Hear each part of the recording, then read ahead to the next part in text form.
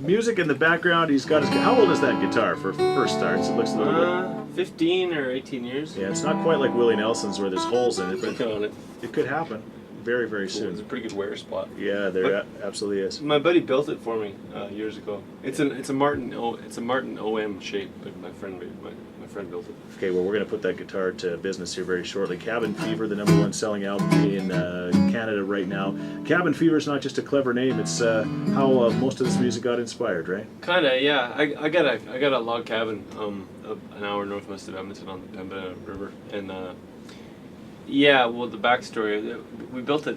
My uncle, he's an old bronc rider. He passed away a couple years ago, but he was a log cabin builder, and he and I and my ex-girlfriend all built the cabin together about 4 years ago. So it's pretty neat. And I helped. He's the log guy, but yeah. it's quite an art actually. Yeah. But I helped him out anyway. And then he passed away, and my girlfriend and I broke up, and was kind of bummed out. And I drifted around for a year and a half after my last record, and then ended up spending a lot of time out there at the cabin in the wintertime, and wrote a bunch of songs. Okay. Started to get kind of snaky. That's kind of where country songs come from, life experiences. Yeah, right? sometimes, yeah. Yeah, so, okay, well, you know what, the album's fantastic. I thought we'd do a musical journey here, kind of with your guitar and you, and starting from the very beginning. We talked about you in the Smalls, and then at some point, this life kind of pushed you towards the music that you're now kind of playing, and you remember growing up on the farm, we talked about it, the Wilf Carter, the Strawberry Roan, and things like that. Mm-hmm. That kind of music that influenced you, as you got a little bit older, and it brought you back, right? Yeah. I think we talked about this. The first song I ever learned to sing was Strawberry Roan. My grandpa used to sing it. He wasn't a singer; he was just a cowboy guy. Yeah, couldn't same sing as my grandpa. Yeah, couldn't sing worth a damn, but, but he knew all those old songs. So yeah, all right. I was hanging around town, just spending my time, out of a job, not earning a dime. When a fella stepped up and he said, "I suppose you're a bronc rider from the looks of your clothes," etc. Beautiful. Well, I'm going to send that out to my grandpa who listens to 630 Chet. Does all he the still? time. Absolutely. All right. Out in Warburg, Alberta. You know where Warburg is, don't you? Is he a Scheetz or He's a Broadbent. Broadbent. George Broadbent.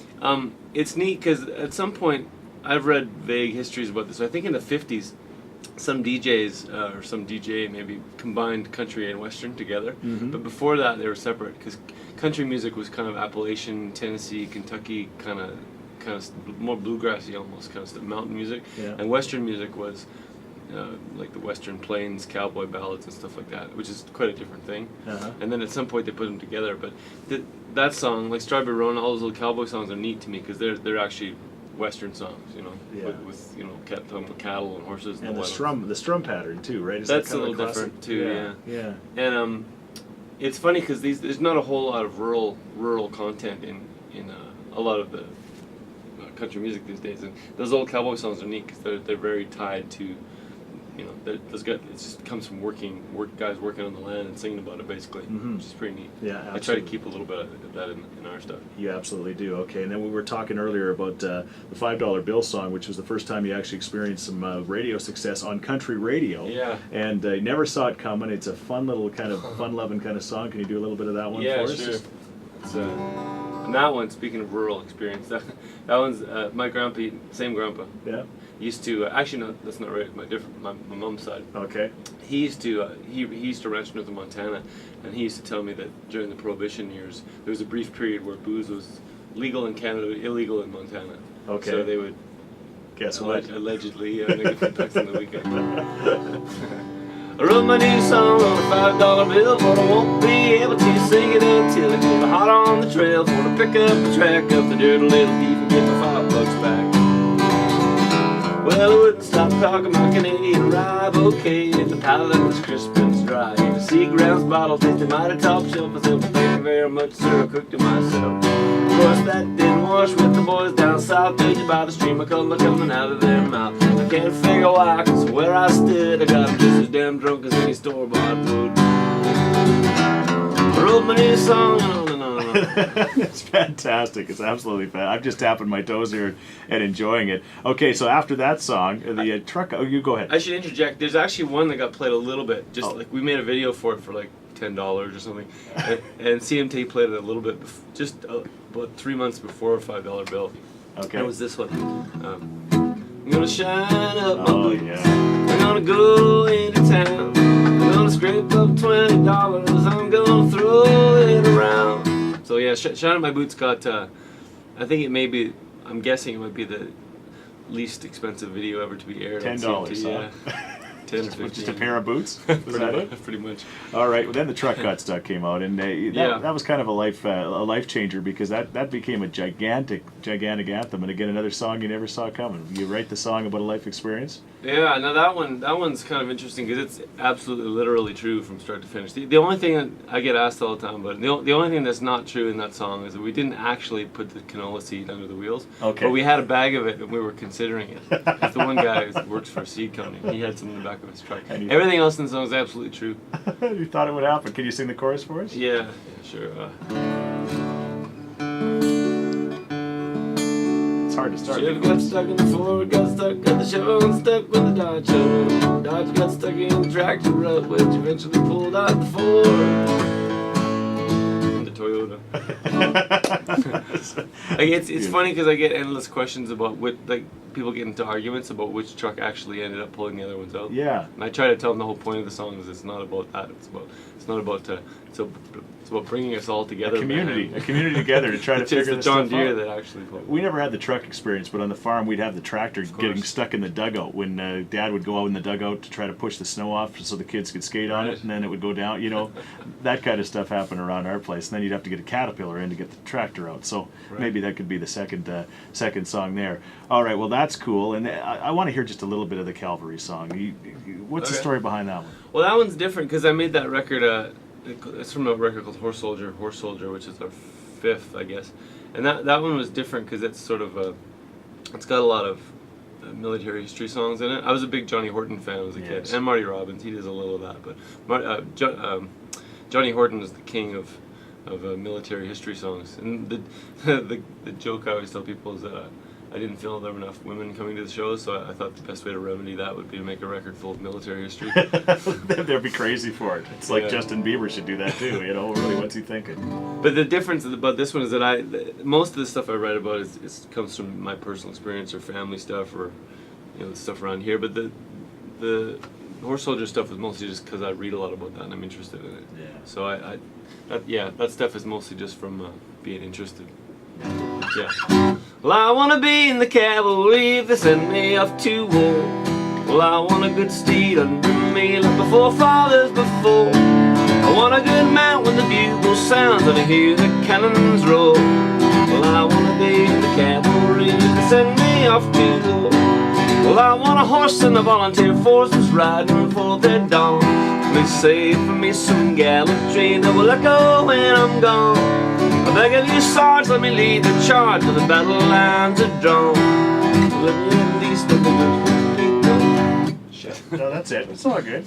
You can fade me out before that. It's too early in the morning. You know what? You nailed it. It's perfect. And that song extremely catchy as well. I mean, they've all got that kind of feel to them for sure. And now the Oilers song. Again, we talked about it earlier in the show. Die hard Oiler fan, which we love. For better, for worse. Yeah, thick and thin. Yeah, it's been a little bit of worse, but the better is coming. We can feel it coming, right? Yeah, always. Hope springs eternal. Exactly. I get a lot of crap for that because I grew up in Southern Alberta, right? Yeah. And they're all Flames fans. Yeah. I'm kind of a weird. I'm a weird case because I think the Flames are probably my second favorite team. Yeah. And I know you're supposed to only like one of them. But I'll cheer for the Oilers against the Flames, but anybody else I'll cheer for the Flames if it's not the Oilers playing.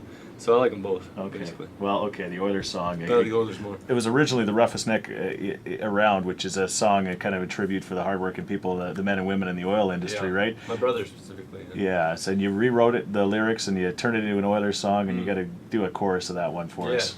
Corb Lund is with us, by the way. I'm getting so caught up in this, I'm not even telling you who he is, but he's gonna sing a little bit. They got the Coliseum rocking and they're making quite a din, singing here we go, Oilers, here we go again. But there ain't no louder building than the House of 99 with the echoes of the dynasty burning in the aisles. You better cheer 'em on, they're the roughest necks around, 'cause it's hockey night in Edmonton, the Oil's back in town, yeah. Well, I got me a couple tickets, take my baby to the game. The road trip's over, winning every game away. Don't really need my radio, but bring it anyway. King's a skipper on the Phillips, call it play-by-play. You better cheer 'em on, they're the roughest dicks around. Cause it's hockey night in Edmonton, the oil's back in town.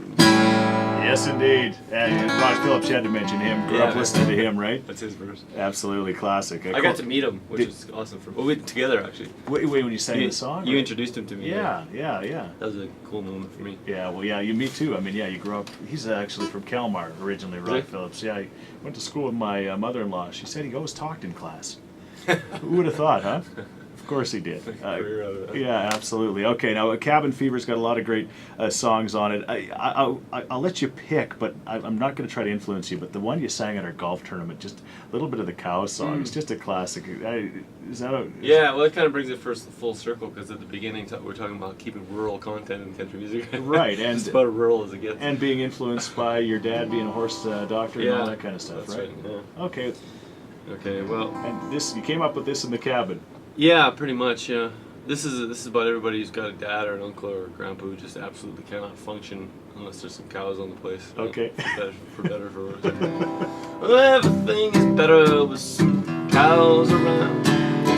Living in town sometimes brings me down. Let me bestow this western blessing and leave you cattle bound. May you always have cows around.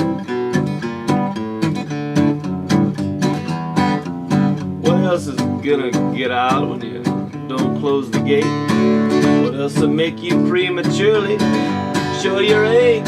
What else will take a run at you in a fit of bovine rage? May you always have cows around. What else could make the bishop swear like a sailor might? What else could cause such tension between a man and his wife?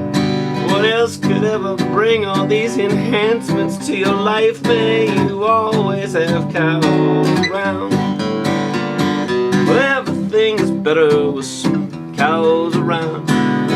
Living in town sometimes brings me down. Let me bestow this western blessing and leave you saddle bound. May you always have cows around. May you always have cows around.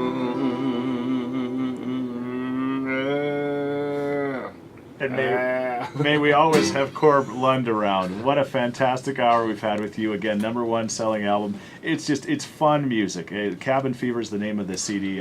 Congratulations on all the success. I mean, it's just been a very interesting story in your life, and we really appreciate it. It's been quite a ride, eh? Yeah. It starts with this rock group and Grant McEwen and growing up on the ranch, and it all kind of comes together to this. We really appreciate your time and for you coming in, and all the best at the Canadian Country Music Awards and everything else that's coming on in your life. Cool.